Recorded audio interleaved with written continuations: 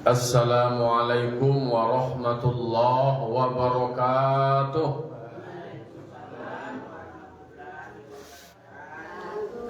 Alhamdulillahi rabbil alamin wa bihi nasta'inu ala umuri dunya waddin. Wassalatu wassalamu ala asyrafil anbiya'i wal mursalin wa ala alihi wa sahbihi ajma'in. Asyhadu an la ilaha illallah wahdahu la syarikalah wa asyhadu anna Muhammadan abduhu wa rasuluh sallallahu alaihi wasallam la nabiyya ba'dah amma ba'du. Qala rabbi shrah li sadri wa yassir li amri wahlul 'uqdatam min lisani yafqahu qawli. Bapak-bapak, ibu-ibu, kaum muslimin dan muslimat jamaah subuh yang dimuliakan Allah Subhanahu wa taala.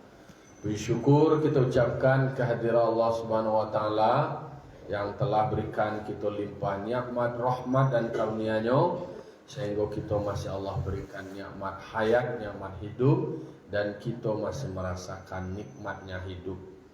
Salam dan salam terkirimkan kepada arwah junjungan kita Nabi besar Mustafa Muhammad sallallahu alaihi wasallam yang membawa umat manusia dari zaman jahiliyah menuju zaman Islamiyah seperti kita rasakan sampai saat ini. Bapak-bapak, ibu, kaum muslimin dan muslimat jamaah subuh yang dimuliakan Allah Subhanahu wa taala. Pagi kini kita lanjutkan maulang-ulang kaji awak. Mengingat diri awak bahwa ibu kamati mangana diri awak bahwa banyak kekurangan dan kesalahan awak. Baca min awak kakaji awak, tuntuang tahu tapeloan awak, dengan awak mengaji takana aja dewa. Semua kesalahan awak mentampun kepada Allah Subhanahu wa taala. Kaji yang kita baca pagi kini surah An-Nisa ayat 125 le. Ya benar.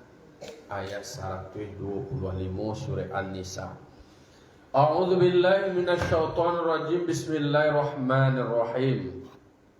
Wa man ahsanu dinan mimman aslama wajhahu lillah wa huwa muhsinu wattaba'a millata Ibrahim hanifa wattakhadallahu Ibrahim khalila. Shadaqallahul azim. Jadi di dalam surah An-Nisa ayat 125 Allah berfirman, "Waman ahsanu dina." Waman, siapakah?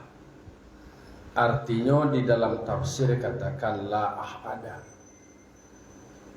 Tidak ada seorang pun ahsanu dinan yang lebih baik agamanya. Jadi pertama ditanya, sianan paling baik agamanya. Nah, itu kan pertanyaan, lalu kemudian diberikan jawaban. Nah, siapa orang itu? Tentu Allah mengingat kawan. Nah, awak apakah masuk ke dalam kategori ahsanu dinan? Apakah masuk orang nan lai baik agamu awak? Dijawab mimman aslama wajhahu. Orang yang terbaik, orang yang paling baik agamanya adalah orang yang menyerahkan dirinya secara total lillah. Kepatuhannya, ketundukannya, kemudian dalam beramal itu melakukan ikhlas semata-mata lillah. Jadi orang yang menjadi ukuran terbaik agamanya itu adalah orang yang beragamanya itu menyerahkan secara keseluruhan kepada Allah, semata-mata karena Allah.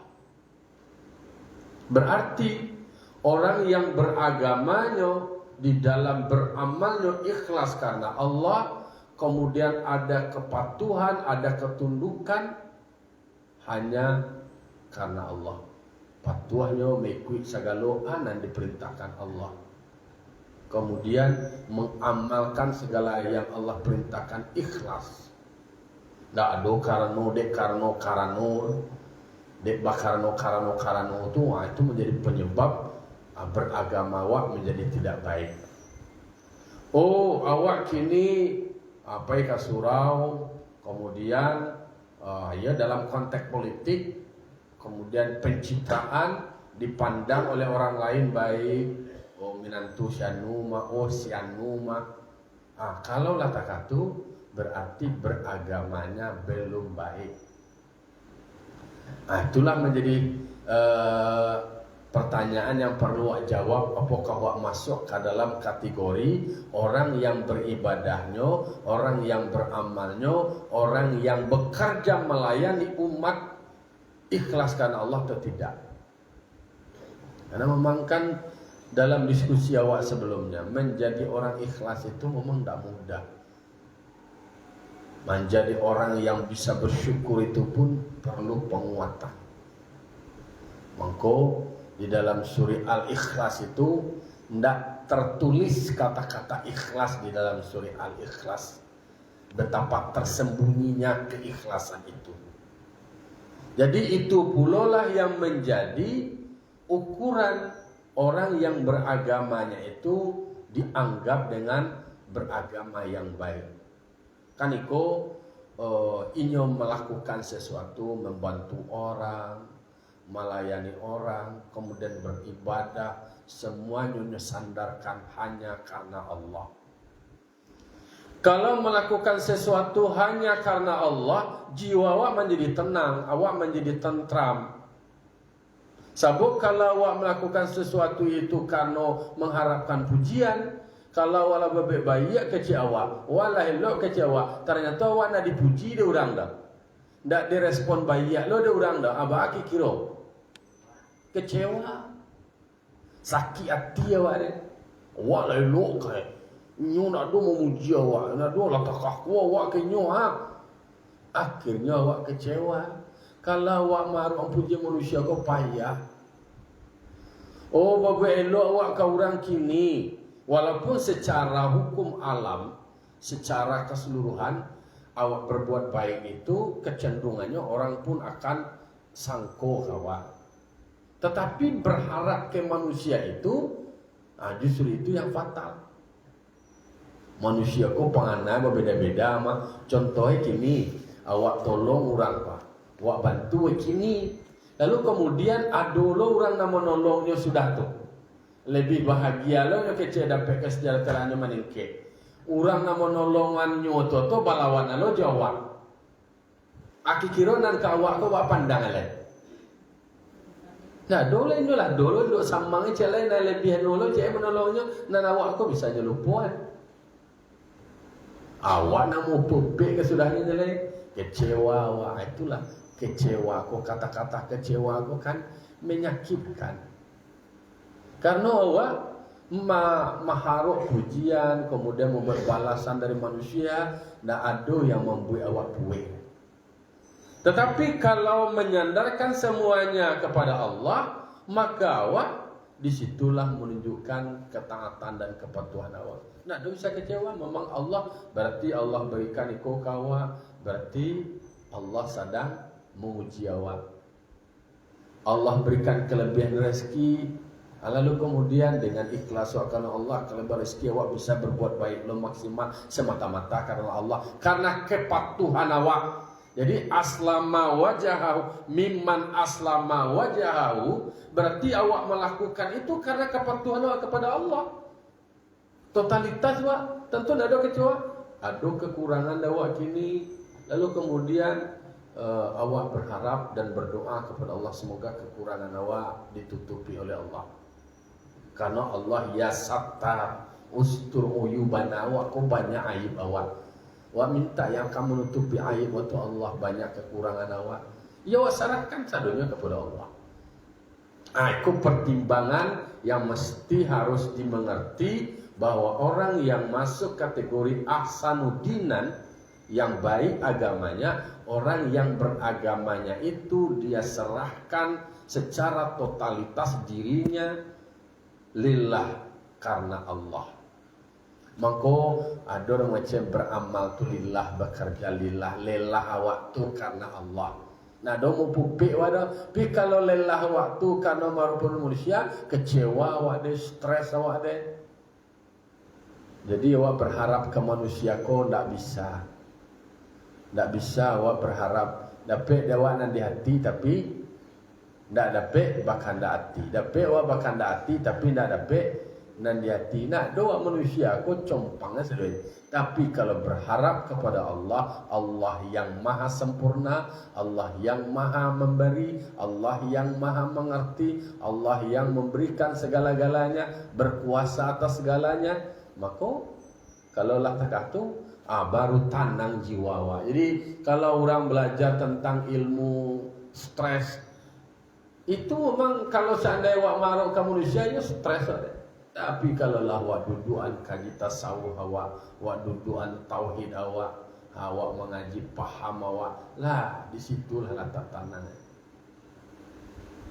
Di situ ube ternyata memang kalau awak beragama menyerahkan diri awak semata-mata karena Allah, itu sebahagian dari solusi untuk mengurangi masalah.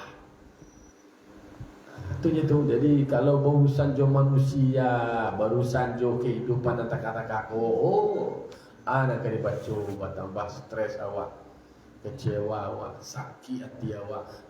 Disitulah menjadi rusak dan lain-lain. Tentu nak jadi baik agama awak dulu. Nah, kemudian wa huwa muhsin. Yang kedua, orang yang baik agamanya itu adalah orang yang berbuat baik. Orang yang bertauhid itu lalu kemudian mewujudkan tauhidnya itu dalam kebaikan-kebaikan. Berbuat baik. Wa huwa muhsin. Melakukan kebaikan dengan cara yang terbaik. Menjadi guru awak berarti awak mendidik anak. Mendidik anak itu dengan cara mendidik yang terbaik.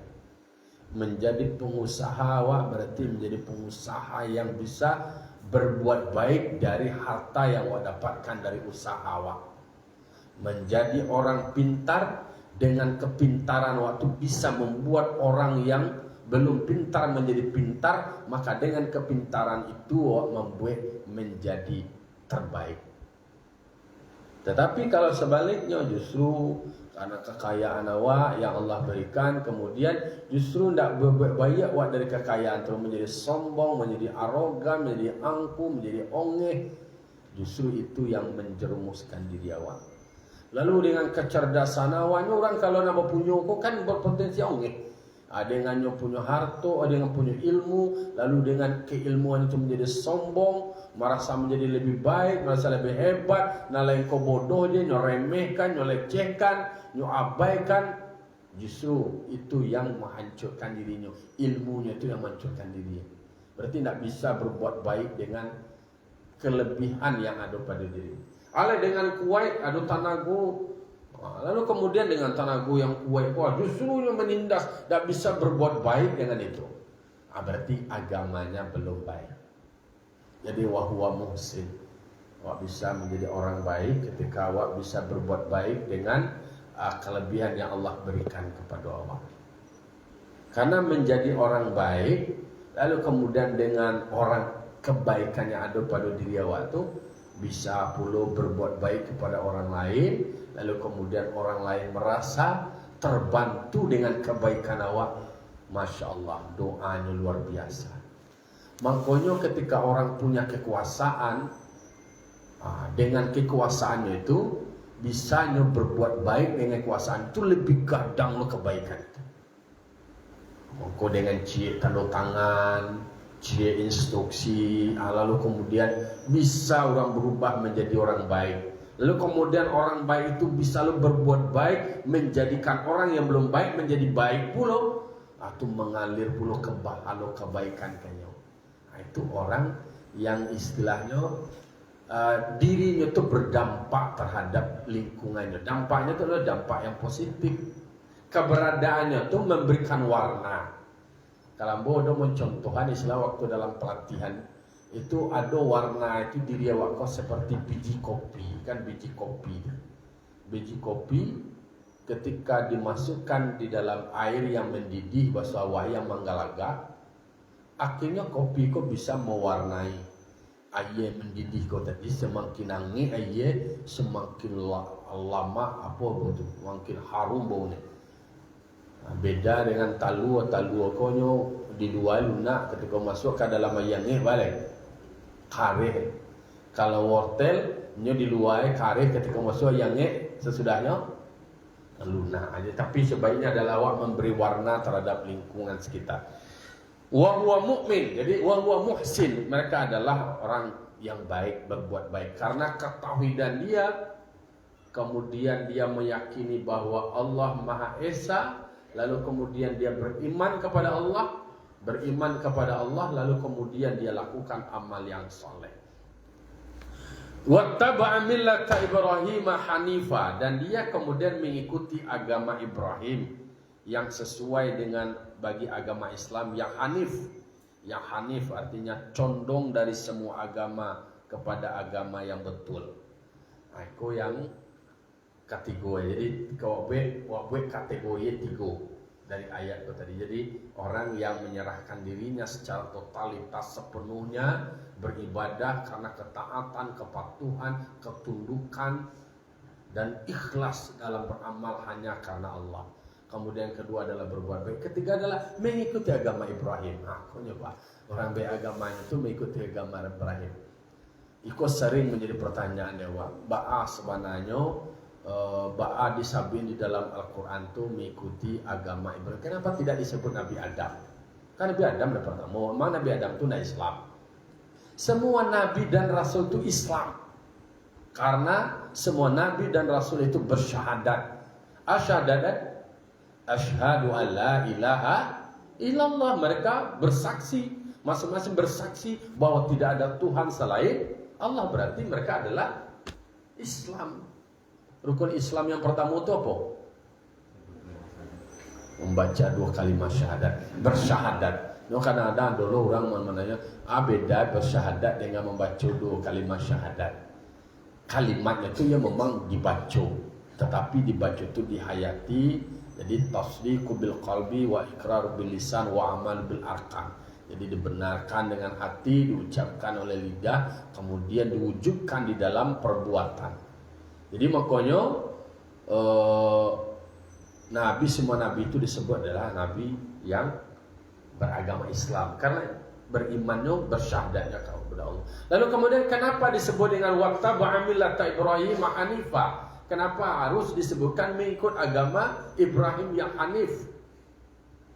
Ternyata banyak para ulama menyebutkan, dianalisiskan awak di dalam salat awak, dalam duduk tasyahud awak tu apa baca? Allahumma shalli ala Sayyidina Muhammad wa ala ali Sayyidina Muhammad kama shallaita ala Sayyidina Ibrahim wa ala ali Sayyidina Ibrahim. Itu disebutkan setelah Nabi Muhammad disebutkan Ibrahim dan keluarga Ibrahim. Ampe kali disebut. Ampe kali Nabi Ibrahim dan keluarga Nabi Ibrahim. Ternyata ditelusuri yang lebih dekat dengan Nabi Muhammad irisannya Tuhan itu adalah Nabi Ibrahim dengan nabi-nabi yang lain. Jadi Nabi Muhammad itu tuh secara keturunan nasabnya tuh melalui jalur Nabi Ismail. Nabi Ibrahim ko berapa orang naik? 2. Nabi Ibrahim ko orang Babilonia. Babilonia ko adalah Irak. Lalu kemudian Nabi Ibrahim ko punya istri. Yang pertama adalah Siti Sarah. Siti Sarah ko entah orang nan di Palestina ko Syam. Kemudian kalau yang Hajar ko yang Hijaz. Jadi Nabi Ibrahim punya anak 2. Yang Nabi Muhammad itu melalui urutannya melalui anaknya yang bernama Ismail. Lalu kemudian dicaliak dari sabalah anaknya yang bernama Ishak. Di situ pula lah keturunan 2 nabi yang berpengaruh punya agama Nasrani, yaitu yang Isa, kemudian Musa, Yahudi. Karena urutannya Nabi Ibrahim punya anak yang bernama Ishak. Ishak punya anak yang bernama Yakub. Yakub kolah mulai disebut dengan Bani Israel. Yakub ko disebut dengan Israel, orang yang berjalan malam. Maka anak-anaknya disebut dengan Bani Israel. Anak dari Nabi Yakub ada yang melalui jalur Yusuf. kemudian ada yang Yahuda. Yang Yahuda itulah kemudian ada keturunannya turun sampai kepada Nabi Musa. Nabi Musa ko ada riwayat menyebutkan adalah anak dari Imran. Anaknya beradik kakak ada antara Nabi Musa dan Nabi Harun. Lalu kemudian Yahuda ada jalur Yahuda ko ke jalur Nabi Isa. Nabi Isa ko anak dari Maryam. Maryam ko adalah anak dari Imran. Imran ko kaitannya sampai puluh pada Yahuda itu tadi, sampai kepada Nabi Ishak. Jadi Nabi Musa, Nabi Isa itu adalah melalui jalur Nabi Ishak. Jalurnya mana? Nabi Yusuf. Ayo Yusuf pokoknya situ juga jalurnya, banyak beda urut. Dia kan turunannya tetap ke Yahudi kan? Yahudi. Pokoknya orang Yahudi itu agak aneh. Nah, jadi kenapa kemudian disebutkan bahwa awak membaca salawatnya jelek kepada Nabi Ibrahim, karena yang lebih dekat itu adalah kepada Nabi Ibrahim, batamunya, induknya, termasuk jo Nabi Musa, jo Nabi Isa. Nah, Nabi Musa kok pengikutnya adalah pengikut Yahudi. Kalau Nabi Isa namanya Nasrani. Antara Nabi Isa pengikutnya itu dengan Nabi Musa itu berlawanan. Dia orang Yahudi, hanya nak suka jo Nasrani dah. Orang Nasrani nak suka jo orang Yahudi dah. Maka kemudian yang lebih dekat kedekatan menaungi semua agama besar itu Yahudi dan Nasrani itu adalah kepada Nabi Ibrahim. Jadi induk tampe batamu itu adalah Nabi Ibrahim. Dia memang turunan Ibrahim. Iya, keturunan Ibrahim. Nabi Musa keturunan Ibrahim, Nabi Isa keturunan Ibrahim, Nabi Muhammad keturunan Ibrahim juga, tapi melalui jalur Ismail. Kalau Nabi Isa dan Musa melalui jalur Ishak. Karena memang itu disebutkan Nabi Ibrahim itu, kalau orang dunia Eropa itu kan menyebutkan Nabi Ibrahim itu adalah tokoh agama, bapak agama, atau disebut dengan bapak para nabi. Kalau orang Kristen menyebutkan Abraham. Ada juga orang nama nabi, ternyata orang Hindu itu, inyo dikaji-kaji, inyo sampai ke Nabi Ibrahim itu jadi Bram itu kecilnya adalah Ibrahim. Bram. Kalau Sarah itu kan kalau kan de orang Farma itu kalau de orang Kristen itu kan kalau Sarah itu kan Sarah, nama Sarah. Kalau de orang Islam namanya Sarah, Siti Sarah. Lalu kemudian kalau de orang Hindu ada namanya Brahmana Bram. Mungkin Ibrahim itu orang menyebut. Lalu kemudian kalau Sarah itu bagi orang Hindu kan Saraswati namanya. Nah, ada orang Mancalia ketemunya di situ. Mangko kalau bahasawan dalam bahasa persatuannya, tidak perlu awak baca cakap, tidak perlu beribas mana berada dari rumpun yang sama. Tetapi yang awak maksud kini adalah di dalam surah An-Nisa ayat 125 bahwa ternyata Nabi Muhammad itu juga mengikuti beberapa syariat dari Nabi Ibrahim. Apakah orang Makkah itu mereka itu sudah mengikuti syariat Nabi Ibrahim? Iya, mereka mengikuti syariat Nabi Ibrahim, tapi terjadi penyimpangan. Mereka kan haji juga orang Makkah. Haji tapi batilanjang. Dia kecil menghadap Tuhan kau, tidak perlu memakai pakaian kotor batilanjang. Kalau awak kan pakai ihram, ada pakai ihram. Itu yang mengalami distorsi lah, mengalami penyimpangan, mereka menafsirkan sendiri. Ada terjadi kemudian mereka banyak musyrik. Sementara ajaran dari Nabi Ibrahim itu adalah tauhid. Maka wattaba'a millata Ibrahim hanifa, ikuti agama Ibrahim yang hanif. Nabi Ibrahim itu kan adalah bapak tauhid. Nabi Ibrahim itu termasuk kenapa menjadi dibaca salawat, dibaca keberkahan seperti berkahnya Nabi Ibrahim dan keluarga Nabi Ibrahim. Jadi sampai keluarga Nabi Ibrahim termasuk Nabi Muhammad, Nabi Musa, Nabi Isa, keseluruhannya. Itu kalau memahami akar sejarahnya di situ. Jadi Nabi Ibrahim itu bapak tauhid karena ketika beliau diangkat menjadi rasul, beliau menerima wahyu, tantangan beliau itu banyak. Beliau banyak sekali diuji. Ujian yang pertama Nabi Ibrahim itu adalah terkait dengan keluarganya sendiri, ayahnya sendiri. Ayahnya apa profesinya? Tukang buat Tuhan, tukang buat patung ayahnya. Mangko bakato Nabi Ibrahim qala Ibrahim li abihi attatakhidu asnaman aliha. Ketika Nabi Ibrahim berkata kepada bapaknya, ya ba'a mangko engkau buat patung-patung engkau menjadi Tuhan. Itu pertanyaan dari Nabi Ibrahim kepada ayahnya. Karena tantangan ujian yang pertama itu adalah keluarga. Maka Nabi Ibrahim dihadapkan pula dengan ujian itu. Ayahnya sendiri tukang buat patung tu. Sana mu ayahnya Azar mu ayah. Hari kecilnya tu baang ko abak membuat patung menjadi Tuhan. Itu harapannya dari Nabi Ibrahim ko supaya ayahnya ko bertaubat. Justru bangi ayah.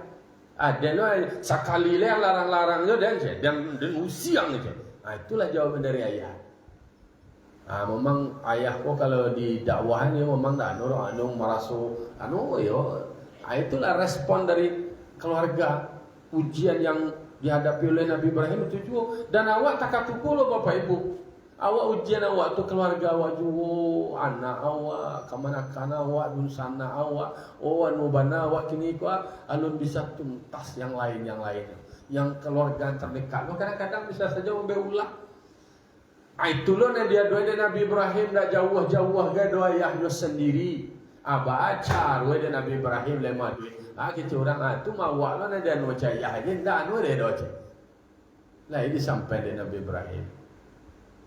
Doa dari Nabi Ibrahim tetap doa dari Nabi Ibrahim, semoga Allah mengampuni engkau wahai ayahku, salamun alaika, semoga ada keselamatan untukmu wahai ayahku. Itu tantangan yang dihadapi atau ujian yang dihadapi oleh Nabi Ibrahim, ayahnya sendiri yang kemudian sebagai arsitek, sebagai ahli ukir, tukang buat patung pak. Itu nanti duit dari Nabi Ibrahim.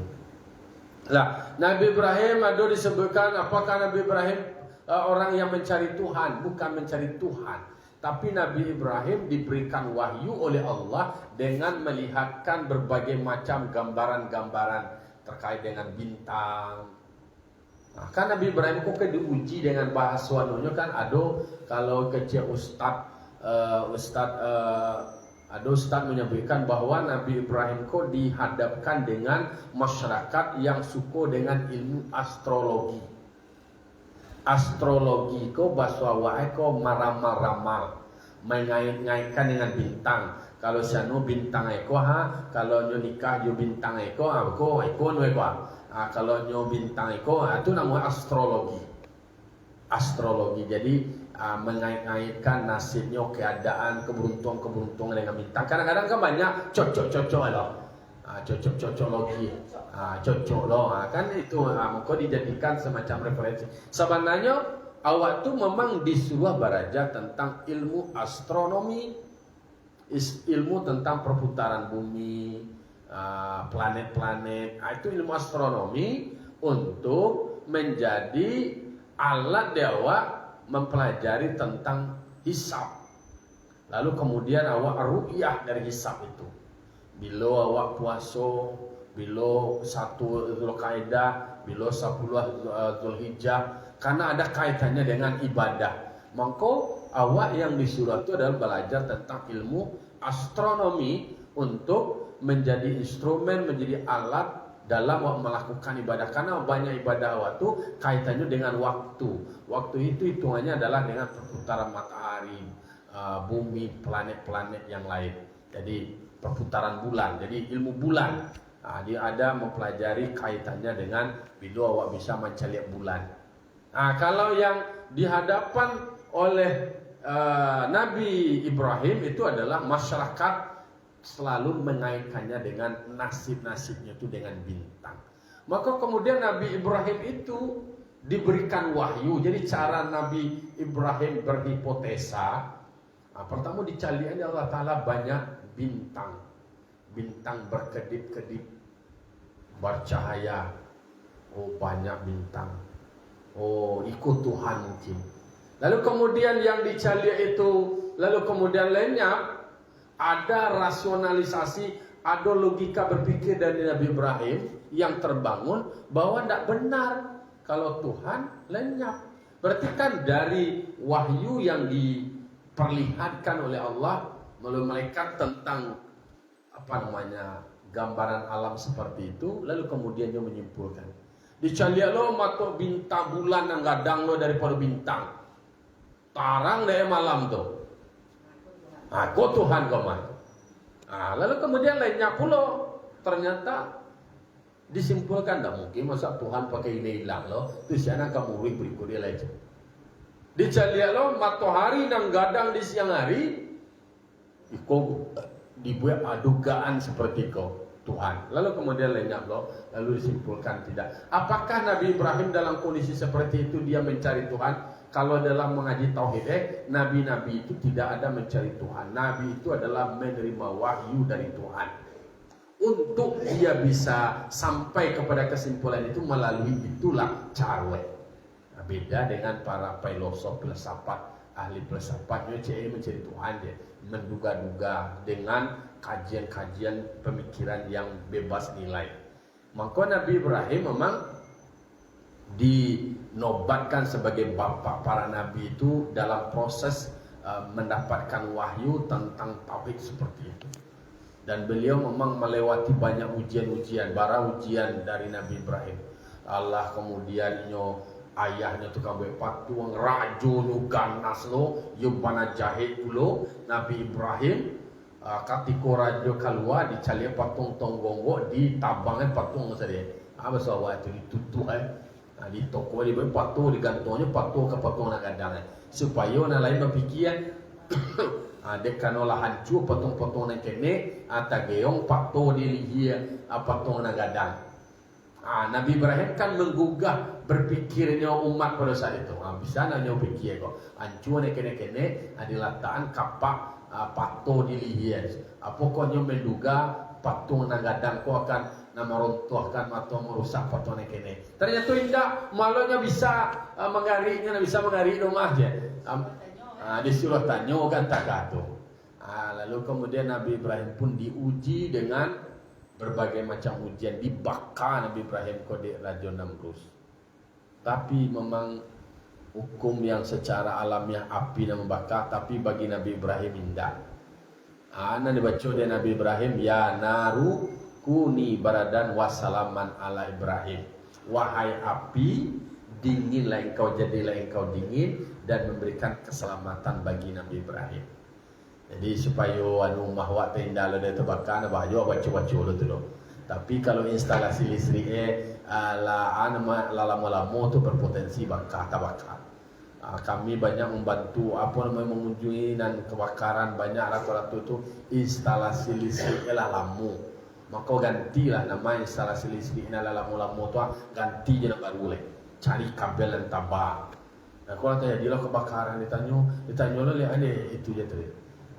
Tapi banyak juga berdoa kepada Allah supaya terhindar dari kebakaran. Nabi Ibrahim tidak ada terbakar, tapi yang namanya tali-tali pengabit Nabi Ibrahim itu yang terbakar, lain-lain itu tersentuh oleh api terbakar, tapi Nabi Ibrahimnya tidak.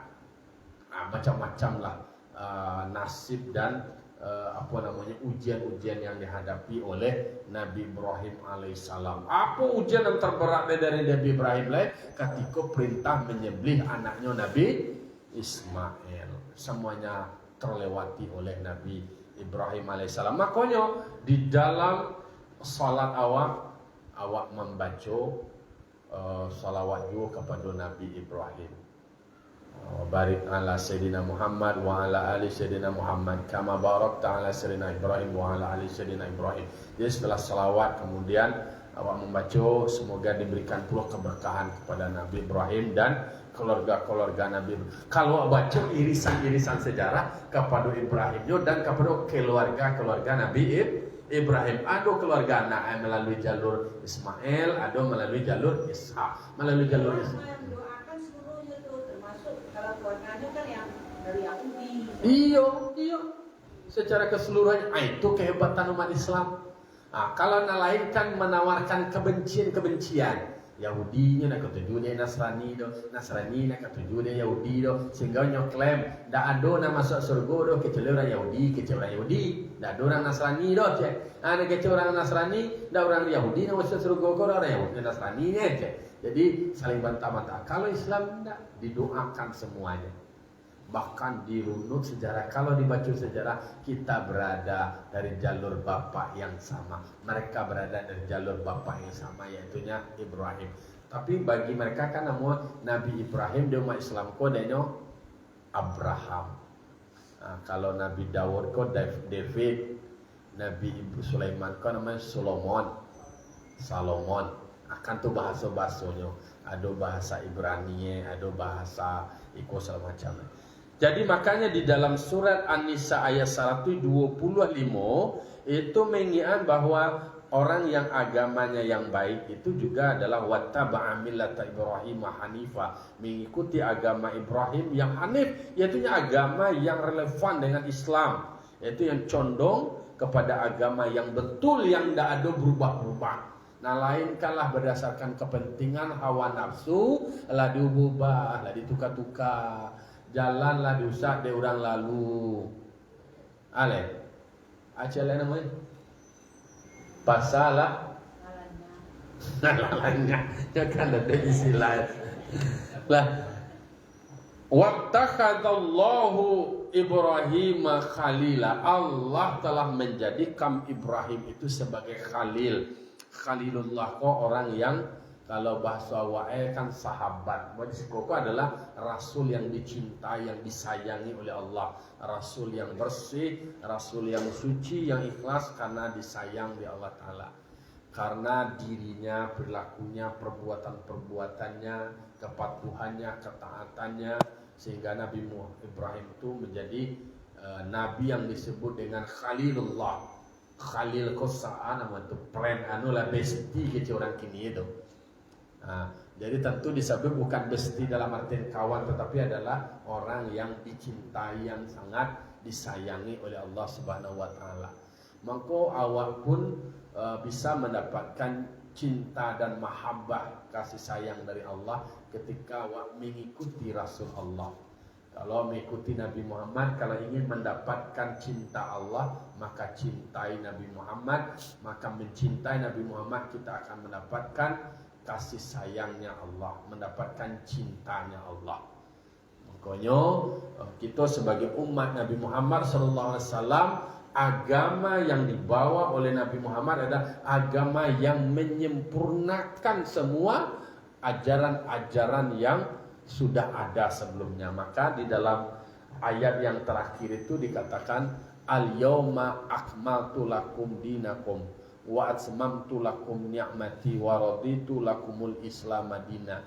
Pada hari ini telah aku sempurnakan bagimu agamamu, lalu kemudian aku cukupkan semua nikmat, lalu kemudian aku rela Islam sebagai agamamu. Jadilah sempurna, ndak ada lain, ndak ada kurang-kurang lah, cukup lah, selesai lah, finish lah, final. Ndak ada lain nabi setelah itu, ndak ada lain kitab setelah itu, ndak ada rasulullah lah, ikut terakhir lah, ikut lah, selesai lah, tuntas. Ndak ada ayat-ayatnya sudah turun lain lah, itunya tuh nama lah turun sebelumnya lah, ditutup lah, di close. Jadilah sempurna. Jadi agama Islam itu menyempurnakan dari ajaran-ajaran sebelumnya. Jadi ada beberapa syariat Nabi Ibrahim. Jadi agama dulu itu tetap sadanya itu agama Islam, tapi syariatnya yang kemudian istilahnya jumlah sholatnya, pelaksanaan puasa, syariatnya aja yang ada perbedaan-perbedaan. Lalu kemudian disempurnakan sesuai dengan kondisi masing-masing. Kalau Nabi Musa disuruh sama yang umatnya sekian sholat depan maleh, lalu kemudian disuruh 50 umat Nabi Muhammad, diberikan pertimbangan deh Nabi Musa. Kan itu sebenarnya itu. Kalau awak membaca jalur sejarah Nabi Rasulnya tersambung, tetapi kalau mencari kepada perilaku umatnya tentu berbeda-beda. Dan umatnya lah mengalami penterjemahan yang berbeda. Maka agama Islam, agama yang sudah disempurnakan, agama yang sudah sempurna, agama yang sudah lengkap, dan kemudian tidak ada tambah-tambahannya, lalu kemudian ikulah yang awak amalkan dan awak kerjakan. Semoga awak menjadi orang yang paling baik agamanya karena kepatuhan kita, karena kita menyerahkan diri kita secara total kepada Allah Subhanahu wa taala, patuh tunduk ikhlas karena Allah. Lalu kemudian menjadi orang baik dan selalu berbuat baik dengan karya awak, dengan prestasi awak, dengan pengabdian awak, dimanapun posisi awak, dengan posisi awak tuh bisa memberikan yang terbaik dan bisa berbuat baik, kemudian mengikuti agama yang sudah diwariskan oleh Nabi Muhammad SAW dan termasuk pada millata Ibrahim Hanifah. Jadi ajaran-ajaran Nabi Ibrahim yang relevan dengan ajaran Islam. Itulah renungan awak pagi kini sebagai pengen diri awak. Semoga awak terus menjadi orang yang baik dan menjadi yang terbaik dan terus melakukan kebaikan-kebaikan.